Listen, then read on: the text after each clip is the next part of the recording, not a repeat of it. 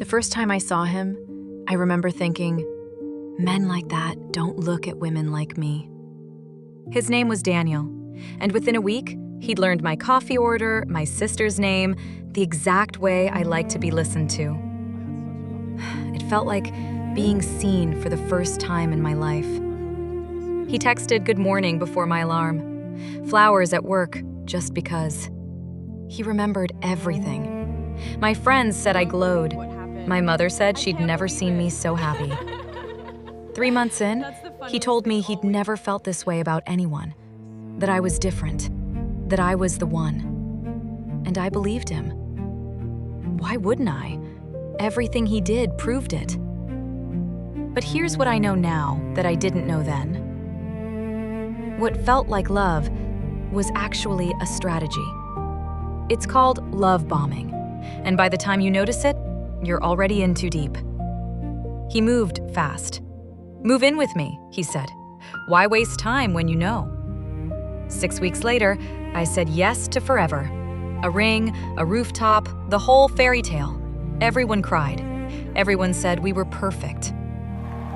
And somewhere in all that joy, I ignored the very first red flag, the one I'd give anything to go back and see.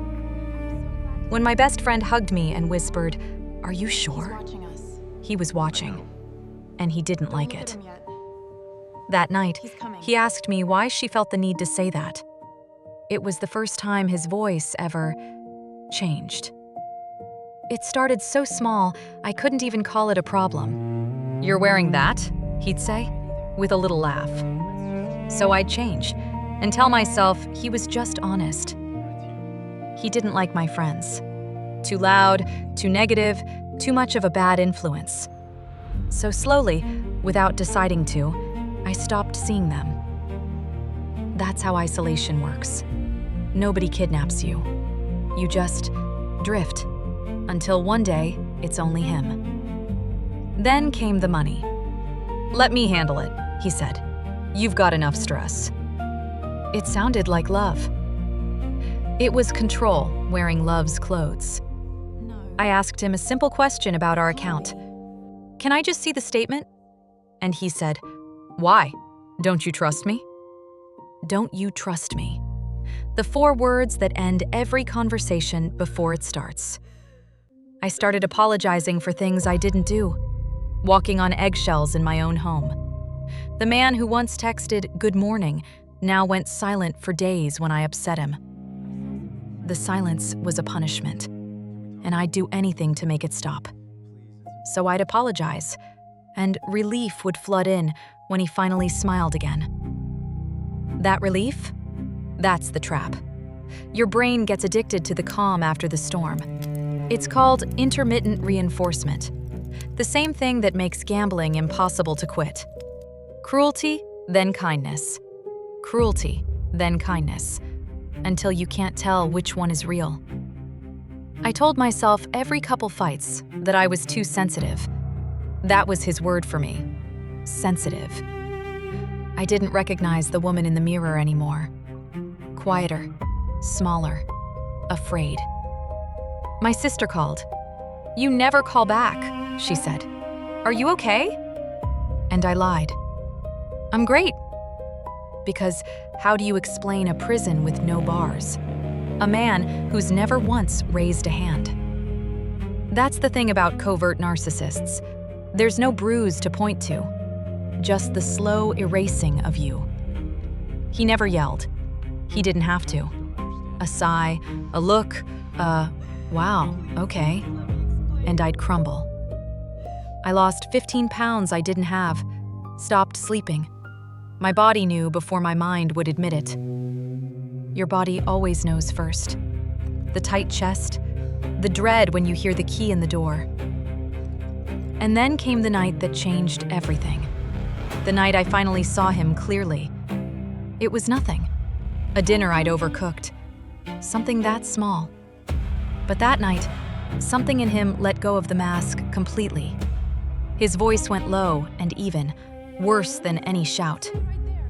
"After everything I do for you, this is what I get." He listed every failure, every flaw. A speech so rehearsed, I realized he'd thought about it for months. And I did what I always did.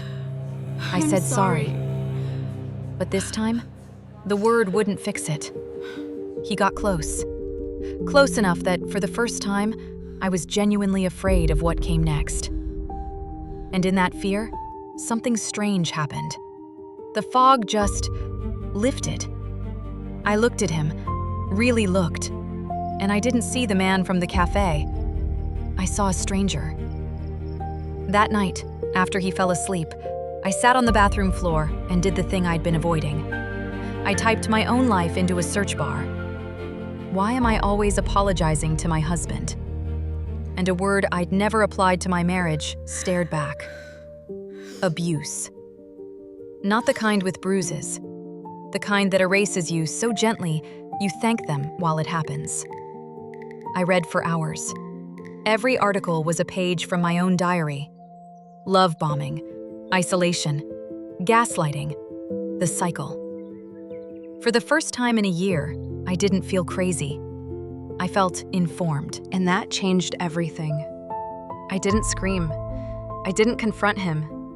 Covert control taught me one thing. You don't warn them. I made a plan, quietly, the way he taught me to do everything. I called my sister, not the bright, fake voice, my real one. I need help, I said. Come get me. She didn't ask a single question. She just said, I'm already in the car. While he was at work, I packed the only things that were ever really mine, myself included. I left the ring on the counter. And for the first time in months, I walked toward the door without fear. The sunlight outside that apartment hit different, like coming up for air after almost drowning. My sister's car pulled up. She didn't say a word. She just held me while I finally broke.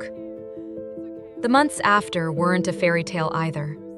Leaving a narcissist is its own kind of war. He cycled through it all. The rage, the tears, the desperate, I'll change, you're my whole world. The old me would have gone back. But the woman who read the truth on that bathroom floor, she knew better. I blocked him. Every number, every account. And slowly, I got my people back, my laugh back, myself back. Here's what I need you to hear, if any of this sounded like your life. The red flags were there for me too. I saw them.